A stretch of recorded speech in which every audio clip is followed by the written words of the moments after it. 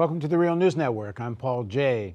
On Monday, the North Korean internet went down, apparently completely.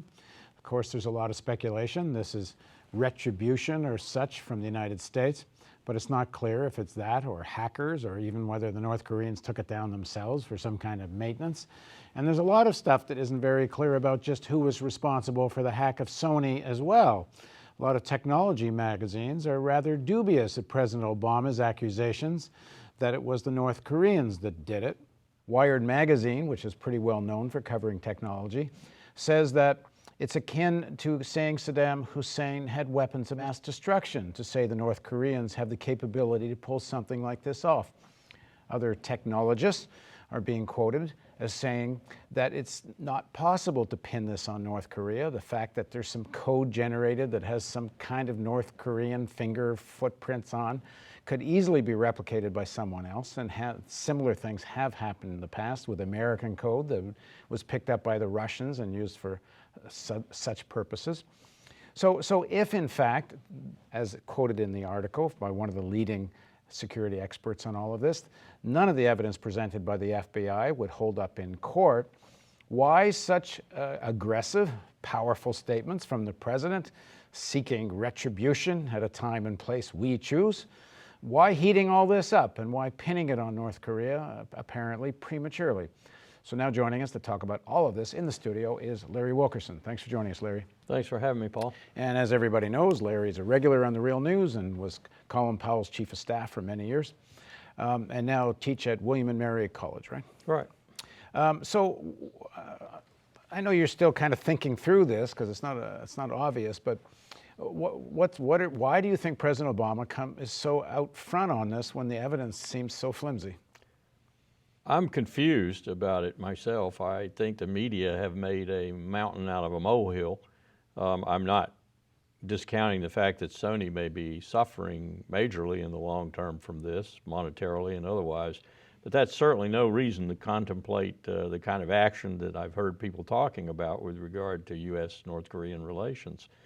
There are probably some reasons here, too, that I could speculate about. Sony let a lot of stuff get out, a lot of stuff other than this film that everyone's talking about, and I suspect Sony would be subject to some lawsuits. Yeah, there's apparently some class action suits already beginning from Sony employees who are saying that Sony didn't take enough precautions. Right. So how does Sony get out of that almost with a wave of the magic wand, have the president declare that it was a state that did it to them, and then the lawsuits probably lose effect? Yeah, it'd be pretty hard to win a class action lawsuit if it's considered a national security or a state terrorist attack. Yes. Because then Sony could say, well, no precautions could defeat a state. But what about the heating up once again of the sort of rhetoric, and is there another agenda with North Korea here, or is this mostly a PR exercise by the president? I certainly hope there's not another agenda, but I smell one, because in the summer of 2001, as the Bush administration was laboring over who in the axis of evil it was going to take on, Korea was first and foremost in many people's eyes. Once they were sobered up by the military and others, including yours truly, about what it would mean to have a war on the peninsula, 100,000 casualties minimum, the almost total destruction of Seoul, the beautiful capital city of South Korea, at least 70 to 80,000 non-combatants, who mostly Americans, who would have to be evacuated, probably the most complex, difficult non-combatant evacuation there would be in any scenario in the world. They sobered up quickly. They didn't want anything to do with that, and of course we know where they turned. They turned to the low-hanging fruit of Iraq. I mean, the timing is interesting. You have this opening up, as they're calling it, with Cuba. And of course, the neocons are all saying, oh, Obama's soft on communism and Obama's doing this and that in terms of Cuba. So maybe he needs a really aggressive posture on North Korea just to kind of partly cover his flank on Cuba. But maybe he wants more than just some posturing. I think you're attributing, and this is going to sound like I'm really down on the Obama administration, and I hate to be so with this great opening to Cuba, which I've been working for years, accomplished. But I think you're attributing too much competence to the Obama foreign policy team. They don't seem to be all that competent. I think they're reacting. And in this case, I think they overreacted. And why does the United States care what goes on in North Korea? I mean, how does it have any significant importance to U.S. policy? I think the only reason we care that seems to matter to people from time to time is the humanitarian reason, and that's a genuine reason. There are a lot of people in North Korea who were treated quite badly, if not as badly as any other people in the world. We saw that during the famines, for example, earlier, where hundreds of thousands of them died.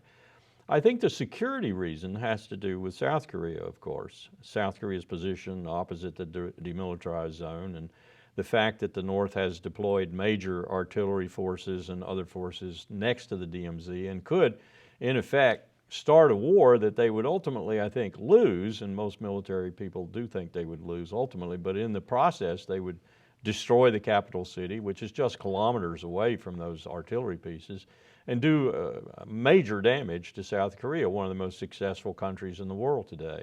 A country that in a generation has gone from being a debtor nation to being a creditor nation, which is unheard of in history. I mean, incredible what South Korea has done. So to see all that put in jeopardy or majorly set back by attack from the North is a horrible thing to contemplate for South Koreans and for their patron state. Well, then it makes even US. less sense to raise the level of, Absolutely. to inflame the rhetoric. Absolutely.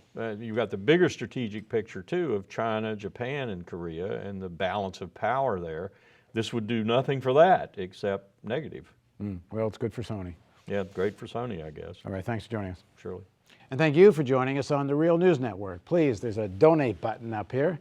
We're in our matching grant final campaign for the year end. Every dollar you donate gets matched until we hit 200,000 K, and if you don't do that, well, we can't do this.